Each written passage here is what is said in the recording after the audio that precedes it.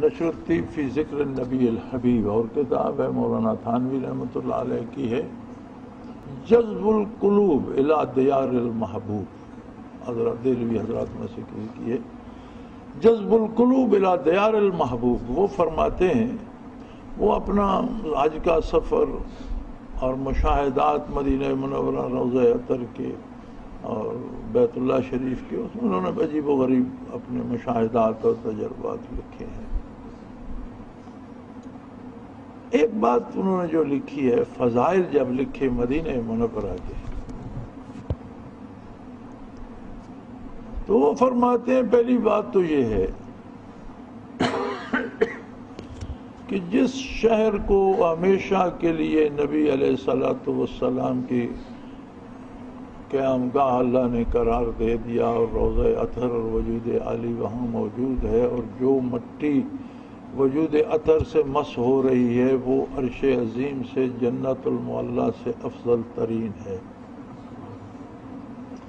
ایک بات فرماتے ہیں اور بھی ہے، فضائل مدینہ مختلف لکھے ہیں، اور فرماتے ہیں ایک اور بات کی، اللہ کریم نے جب بعثت رسالت اور نبی کو پیدا کرنے کا ارادہ فرمایا تو اس کے لیے آپ کی رفاقت کے لیے لوگ بھی خاص بنائے۔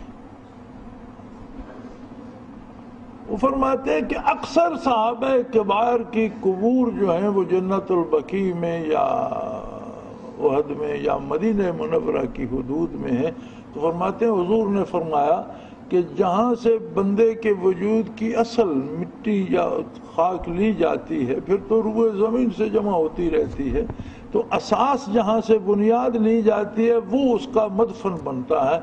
تو وہ فرماتے ہیں مدینہ منورہ وہ پیاری جگہ ہے جس کے لیے اللہ نے صحابہ کرام کے وجود کی بنیادی مٹی کثرت سے وہاں سے لی، یعنی اسے فضائل مدینہ میں لکھتے ہیں کہ وہ مثالی لوگ تھے جو اللہ نے اپنے نبی صلی اللہ علیہ وسلم کی رفاقت کے لیے پیدا فرمائے۔ وہ مثال ہے اس آیت کریمہ کی کہ کھال سے لے کر نیا خانہ دل تک ان کا ہر باڈی سیل۔ لوگوں کو غلط فہمی ہے، جل گیا جی اس کی راکھ ہوا میں اڑ گئی وہ کہاں سے آئے گا، درندے کھا گئے وہ کہاں سے آئے گا، ہوائی جہاز میں جل گیا جہاز پتہ نہیں کہاں کریش ہوا وہ کہاں سے آئے گا۔ ارے نادانو، زندگی میں ہم باڈی سیل جہاں جہاں بکھیرتے ہیں مر کر اتنے نہیں بکھیر سکتے۔ بندہ جہاں جہاں چلتا ہے، جہاں جہاں گزرتا ہے، جہاں جہاں بیٹھتا ہے، جہاں جہاں رہتا ہے، اس کے باڈی سیل مسلسل مر مر کر گرتے جھڑتے رہتے ہیں اور وہ وہیں گرتے رہتے ہیں۔ میں نے روئے زمین کا سفر کیا ہے، میں ایک سفر پر یہاں سے گیا ڈھاکہ سے میں چلا گیا،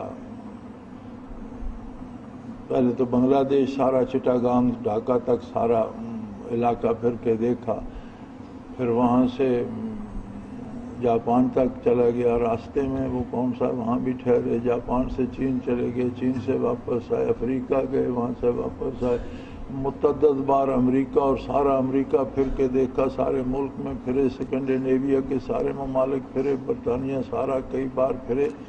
تو جہاں جہاں چلتے گئے جہاز میں بھی سیل گرے ہوں گے، بسوں میں بھی گرے ہوں گے، کاروں میں بھی گرے ہوں گے، جہاں رہے وہاں بھی گرے ہوں گے، جہاں جہاں گئے۔ تو اس کا مطلب ہے زندگی میں باڈی سیل اتنے بکھیر دیے کہ وہ مر کر اتنے نہیں بکھر سکتے۔ تو پیدا ہونے سے پہلے بھی تو روئے زمین سے آ رہے ہیں۔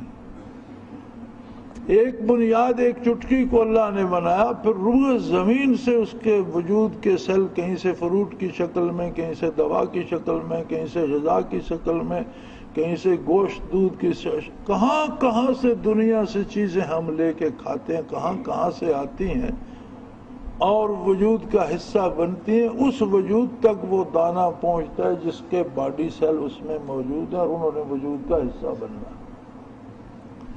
زندگی میں تو بڑی بڑی تحقیق سے اتنی باریکی سے جمع فرما رہا ہے کہ باپ کھاتا رہتا ہے، اولاد کا حصہ بھی کھاتا ہے، اولاد کا حصہ اس کے وجود کا حصہ نہیں بنتا، وہ سیل اس کے صلب میں محفوظ ہوتے رہتے۔ ماں کے پیٹ میں جاتا ہے، ماں غذا کھاتی ہے، اپنا حصہ اس کے وجود کا حصہ بنتا ہے، بچے کا حصہ تقسیم کر کے اسے دیتا ہے۔ غلطی نہیں ہوتی کہ ماں کا حصہ بچے کو مل جائے، بچے کا ماں کو مل جائے، نہیں۔ اس کے لیے قیامت کو یہ سارے سیل جمع کرنا کہاں مشکل ہے؟ اس کے لیے کچھ بھی مشکل نہیں، مشکلات ساری ہمارے لیے ہیں اور ہمارے سامنے ایک ہی مشکل ہے، اور ہمارے پاس اختیار بھی ایک ہی ہے۔ ایک ہی اختیار ہے، نہ ہمیں پیدا ہونے پہ اختیار ہے، نہ مرنے پہ، نہ اپنی شکل بنانے پہ، نہ قد بنانے پہ، نہ عمر بڑھانے گھٹانے پہ، نہ صحت بیماری پہ۔ ہمارے پاس اختیار بھی ایک ہے اور فیصلہ بھی ہمیں ایک ہی کرنا ہے، اور ہماری مشکل بھی یہی ہے کہ کیا ہمیں ان سیلز کو اللہ کے نور سے آشنا کرنا ہے یا اللہ کی نافرمانی میں لے کے جا۔ بس یہی اختیار ہے بندے کا۔ ہم قدم قدم پہ فیصلے کرتے ہیں۔ قیامت کو یہ ہوگا کہ اعمال نامہ پکڑا کر حکم دیا جائے گا، اقرا کتابک، اپنا اعمال نامہ پڑھ، کفا بنفسک الیوم علیک حسیبا، تو اپنے لیے آپ ہی بہترین جج ہے۔ اگر تو نے زندگی میں اطاعت الہی کے فیصلے کیے تھے، آج رحمت الہی تیری منتظر ہے۔ اگر زندگی میں تیرے فیصلے اللہ سے بغاوت پر تھے تو اللہ کے عذاب تیرا حصہ، تیرے فیصلے ہی تجھ پر لاگو ہوں گے۔ ہمارے لیے مشکل صرف ایک ہے، اور عجیب بات ہے، جس کام کا ذمہ اللہ نے لیا ہے ہمیں اس کی فکر ہوتی ہے، اور جس کا ذمہ اس نے ہم پر ڈالا ہے اسے ہم بھول چکے ہیں۔